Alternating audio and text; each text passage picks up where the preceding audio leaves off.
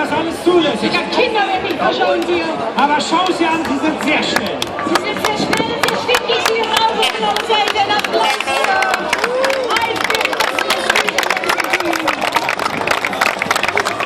Und auch sie nutzen die Taktik des ständig wechselnden Radschiebers.